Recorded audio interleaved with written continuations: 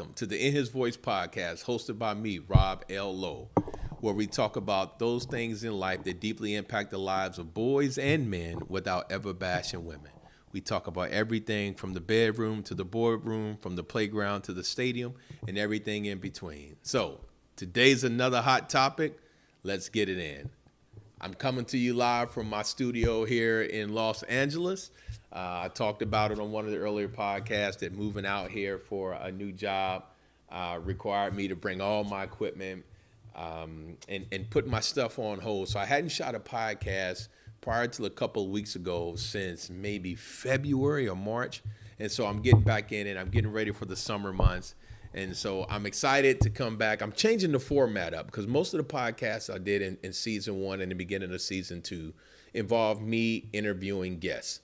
And so some of the feedback I got was like, Rob, people want to hear from you more. Like, what are your thoughts? And I was like, all right, you know what? I tell you what, let's go ahead and do some podcasts, smaller segments where it's just me talking. And I don't have a problem talking. I got a lot to say, especially since the book came out. And so if you haven't got a copy of the book, check it out. It's over my shoulder. It's called So What? Keep Going, A Story of Resilience. It's by myself. I think you'll dig the book. It's a story about overcoming life's hardships, the challenges. It had 2 formal reviews, 5-star reviews, over 27 5-star likes on Amazon. I've sold hundreds, almost thousands of copies, almost 1,000 copies thus far, and everyone that read the book walks away inspired. So if you or someone else in life has really questioned whether or not your breakthrough will come and you're wondering and things just don't ever seem to work out, check out the book. I think you'll be blessed. All right. It's on Amazon, on all platforms, or you can check it out on my website. All right. Now, today's topic, you guys, this is interesting. It is. Today's topic is, what does family really mean? Now, in all fairness, I have to give a disclaimer. I view family probably different than a lot of people. Yes, we talk about family is blood or water, meaning blood, biological, they're part of your family lineage. Water means, there's no blood, but we're tied because we exist and we all need water to exist, right? Not talking about water and oil. We're talking about blood and water. Water being part of your existence. Water is necessary. So you need these people in your life in order to truly feel complete. And because of my childhood and my own experiences, I knew at the age of 12, when I was 12 years old, I knew at the age of 12, I was going to leave Indianapolis. There was no ifs, ands, or buts. I had no ties. There was nothing that was going to keep me there. I love my grandparents who raised me. I love my sisters. I love cousins. I love my mother's siblings. But I knew I was leaving there. I couldn't see myself being there. And as I said in another podcast, I've lived in 13 cities, I think, in 30 years. And what I've learned along the way on my journey in life is that family is not blood to me. But I also don't use the word family loosely. So in my job and every job I've had, I hear people talk about, oh, it's my work family. Like, yeah, that's not my work family, right? Those are folks that I work with. No matter how cool they are, they're not friends. They're not my family. They are my colleagues. What their role is, depending on their title or whatever, but they're still colleagues. They're not family and they're not friends. And that's not a knock. This is how I view work in the world. But when I think about family, I think about what I consider my family, people that I hold dear to me. That doesn't mean that I don't have blood relatives. But when I use the word family, I'm talking about those folks that I hold dear to me. Those are the folks that I feel like have stood by me through thick and thin, no matter what. When I was right, they supported me. When I was wrong, they chastised me or they tried to correct me in a way that was loving and not condemning. And so there are many people that have blood ties to me that ain't part of my family. I hate to say it. That's just what it is. And there are other people that have no blood ties, and they are absolutely a critical part of my family.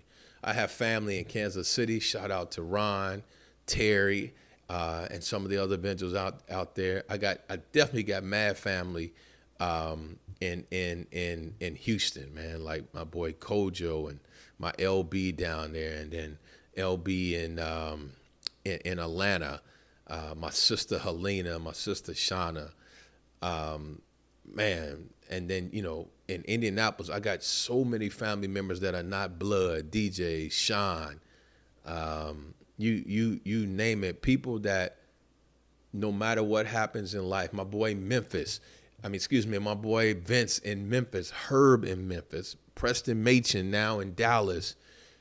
It just goes on and on and on. Those are the folks. And here's why I say family. If I call them, they'll pick up the phone. If I call them, they will pick up the phone. If I call and they don't pick up the phone or respond in a timely manner and don't get back to me, just literally don't owe me don't feel the need to get back to me, that's not family to me.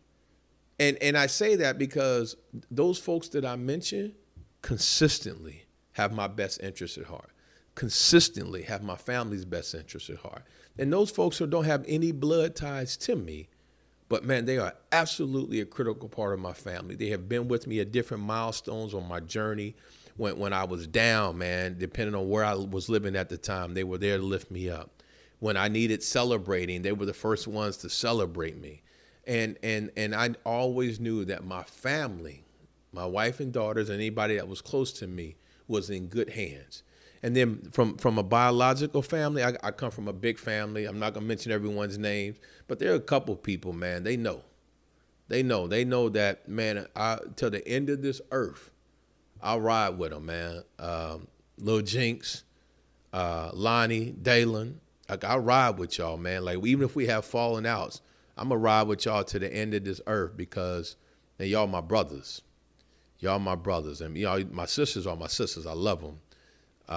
But there's some folks in my family that I just have a place for. Like I have a couple female cousins that I don't talk to very often, but what they represent in my life is people that rooted for me, right?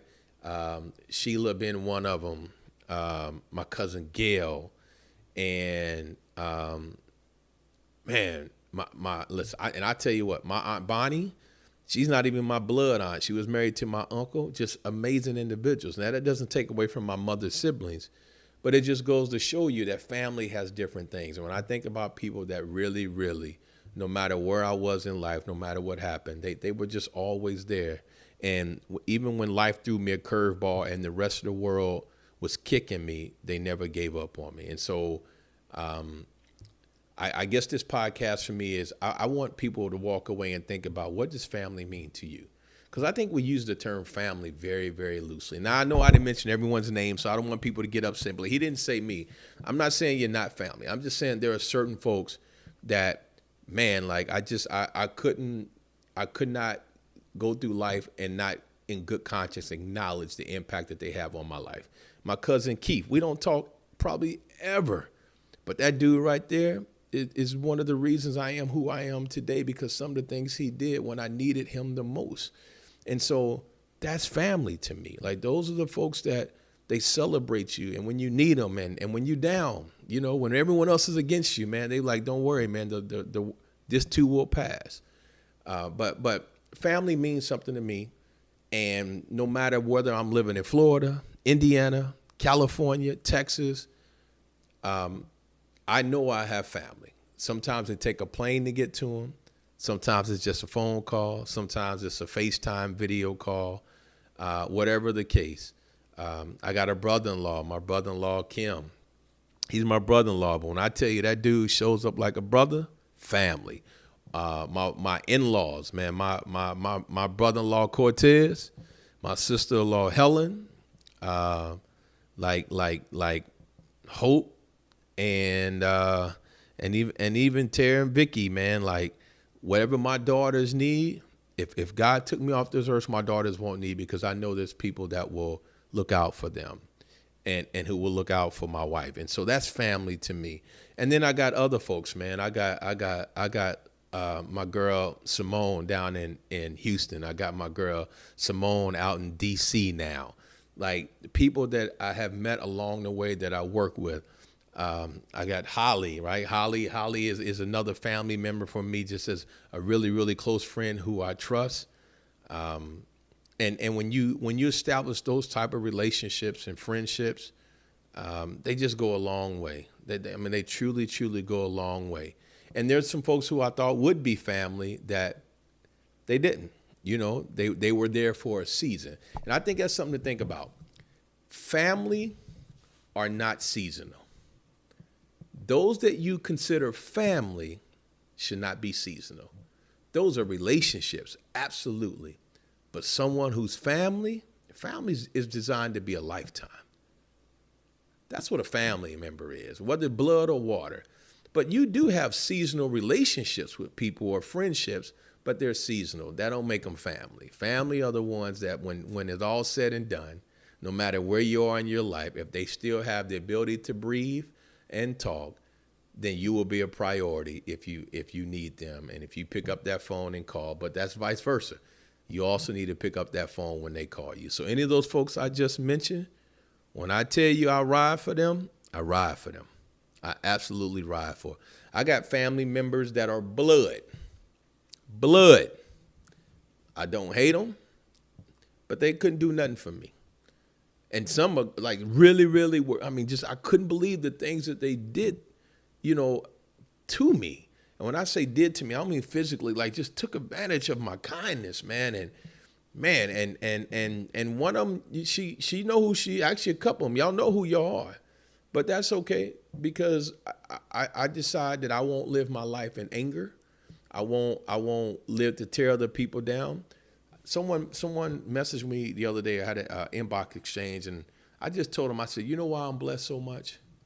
And I really believe this. Even through all my flaws, all the things I've done wrong, and I've done a lot of jacked up stuff, but I live my life to make other people better or to improve the lives of others. I truly do. That don't mean I don't make mistakes, but my intent is always to make other people's lives better who come in contact with me. And I say this, if my presence in your life creates more pain than joy, I will remove myself even if you don't want me to. And then if your presence in my life does not add value, meaning you're taken from me, I feel exploited, I feel unvalued, unappreciated, taken advantage of, I'm out. And there's no, and that's blood or water. I'm out. I don't stick around. I don't do any of that. I've been by myself so long and had to figure out this thing called life that sometimes at my lowest moments, when I looked around, there were only 3 people. That doesn't mean there weren't people who I could pick up the phone. But when I was at my lowest moments, there were 3 people in the room. And for me, that taught me that, you know what? Value those that are consistent. Value those that are steady. Johnny Gill got a song called Fair Weather Friend, right? So many people got some of them. Fair weather friends. They your friend until it no longer benefits them. The moment crisis come into their life, the moment y'all have a disagreement or a hardship, it's amazing how they'll turn on you. If you know me, you know I work in human resources. And people say, I hear people talk about they have friends at work. Oh, I'm hanging out with such and such after work. I just be like, that's crazy. Why would you do that? Oh, but Rob, like I'm friends with them. I'm like, yeah, you're colleagues. You're not friends. But I establish really good friendships. I say, okay, you're friends until you have a falling out. The moment you have a falling out, I promise you all the stuff they know about you, that shit's coming out. Or if there's a situation where they get in trouble versus you get in trouble, let's see how many friends take the fall and lose their job so you can keep yours and your family eats. If they got to choose between which family eats, that ain't going to be no hard choice when it's coworkers, because they can't go home and tell their spouse or their kids, well, listen, I really didn't do it, but I can't tell on my friend, so I know it's going to cause me to get fired. They're going to be like, you better tell. Like, you ain't going to lose that job that you've had and you worked hard for because you're trying to maintain a work relationship. That's crazy. So this is a pretty important topic to me. I know it's kind of an off-the-cuff thing, but I'm here in L.A. now. I don't have family out here. And you know what? I used to think I had friends out here. But what I realize is I have acquaintances, I have people that I know, I have people that I have come in contact with at different points in my life. But the definition of friendship means something totally different to me. Definition of friendship is somebody that really I ride with no matter what. In Indianapolis, I talked about Sean, talked about DJ. Man, there's so many there. There's Amber, that's my girl.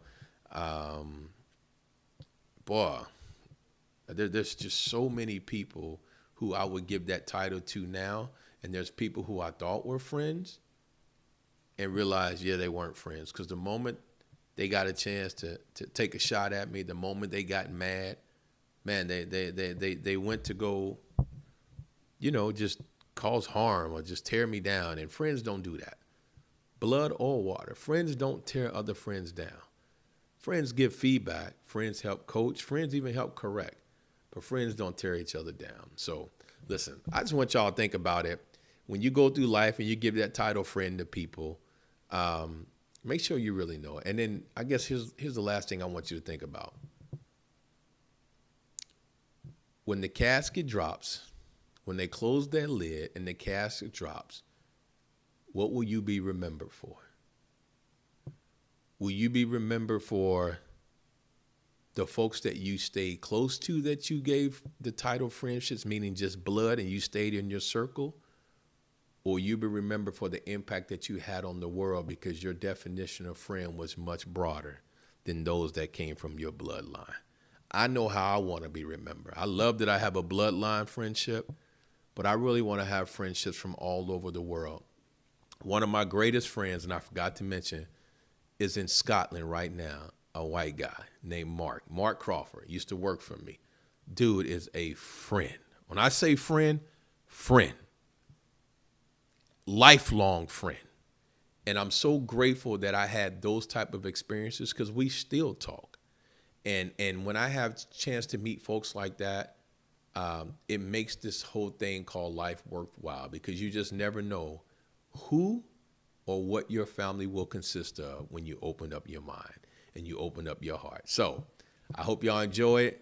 I just want to tell you, thank you for tuning in. We're back, season 2, got more episodes coming. Hey, stay tuned, and I'll see you again on the next episode of In His Voice podcast with me, Rob L. Lowe. Peace, God bless, love.